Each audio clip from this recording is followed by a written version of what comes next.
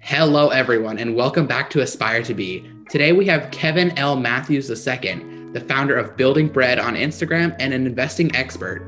So, Kevin, thank you so much for coming on the show today.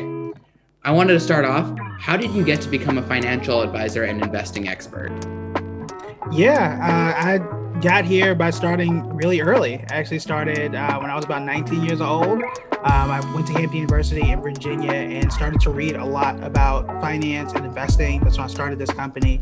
And I was just curious about money and how it worked. That's really awesome.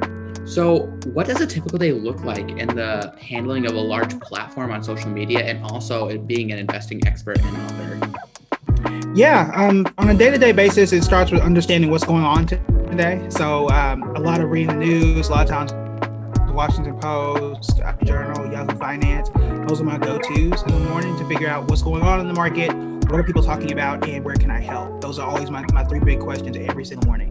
So I start there. Sometimes I'll reach out to clients depending on what's going on, and then I'll start to post on social media to address a lot of those questions and concerns that most people will have. That's awesome. What major events from high school or even in like your childhood education would you say kind of pushed you to the field that you're in today? Yeah, that's a great question. And surprisingly, in high school, it was actually band. I was the drum captain at my senior year in marching band, and that was the best leadership experience I ever had. To this day, I'm like, man, that was really good. So at that time, there were 20 members of the drum line. So I had to manage what songs we were playing, what were we practicing that day. I had to buy the uniforms, collect the money, buy the uniforms, make sure the shoes were matching. Like I had to do all of that stuff at like 17, 18 years old. So I don't know how I was allowed to do that at that point in time. But that was how I started to understand people, to manage teams, and start to really use that business thinking and business mindset. That's awesome. Band is the way to go, apparently. Yeah. Is there any advice or thoughts that you would have for people that want to follow in your footsteps? Yeah, my thing would be to start early. No matter where you are, start early. And I remember when I started my company, and I was in college. When I started, people were like, yeah, you're too young. You're not going to get it. It's not going to make sense. You're going to go out there and fail. Well, the truth is, when you start early, by the time you're 5 or 10 years in, you're still really young. And you can benefit from all those mistakes when things are really small. For example, if you start a business now, you start investing now, you don't do well, no big deal. You don't have a house, you don't have a family, you don't have a car or anything like that to really, ruin everything. So start now, start small, and then just be consistent. That is the biggest thing I can tell you, is to every single day, be consistent in what you're doing and continue to improve. For me, when I started my business, I started when I was 19, and it really didn't become profitable or popular until maybe year 6, 7, and 8.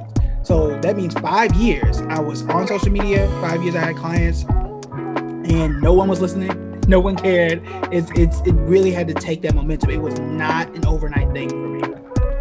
That's amazing. If there's one thing you could tell yourself back in high school and even in college, back in, like you said, the early days of your social media career, what would you tell yourself? I would say keep going. I think because there were times I really thought like, I might as well just quit, and just thought that was it. But yeah, just keep going, and that people, once you build it, they will come. I think that was a big thing, because and if anyone here listening or watching is going into finance and you're young, this will happen to you. But when you become a financial expert, you're pretty much talking to your friends, right? Well, the issue is, whether you're in college or in high school, if your friends don't have a job, they might not be as receptive to you at that time, but eventually they will. And that's what started to change for me. So once I started to get a job, once I started to learn more about retirement, and everyone started to, buy houses and get older, that's when the people really came. But the reason they came is because I started early. I already had a website, already had a social media presence. So everything was built. All I had to do was wait until people were ready to come to me. That's amazing. So what would you say are the 3 biggest skills that are necessary to become a financial advisor or investing expert? Yeah, I would say the first one is understanding, and you have to understand what your target market is looking for, and what they're looking to hear from you. You always want to ask questions. You always want to listen. I would say, really understanding and listening, I would put those in the same category. Number two is being able to communicate, because in my space, finance and investing, it can be very complicated, but it doesn't have to. So I have to learn how to communicate these really high level concepts into things that people can actually use on a day-to-day basis. That's what's made me extremely successful, is being able to explain what's going on in the market to grandma, to grandpa, to a 2-year-old kid, and that's what really helps.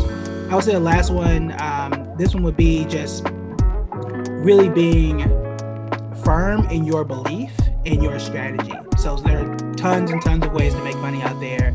People are going to tell you all types of things about the 100 ways that you can become a millionaire, and all that's true. However, you need to say, this is my style, this is who I am, and this is what I'm going to be. And that's what's going to help your brand. That's what's going to help your career, and to help you stand out in the eyes of your viewers, your customers, and your clients. That's really cool. Now, to close off, what's the one big thing that you think someone should do in high school to help develop themselves and get to like a career in finance? Yeah, I would say there are a few things. You said one thing? One big thing, or you can give me more if you need. So I'll give you two. So the first one is, if you are able to open an investing account, start now. So if anyone who has a job can open one. So if you got a job now, I used to work at a gas station when I started. I didn't know about investing at that time. I understood this part way late in the game. But if I could have started investing at 14, 15, 16, my life could have been completely different. So that's number one, is if you can start, definitely start. Number two is meet people and expose yourself to different careers. I never actually sat down or met a financial advisor until like 2 days before my job started as a financial advisor.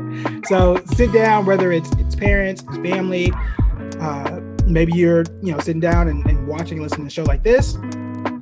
That's what's going to help you to understand what they do, how they do it, and if that's a good fit for you.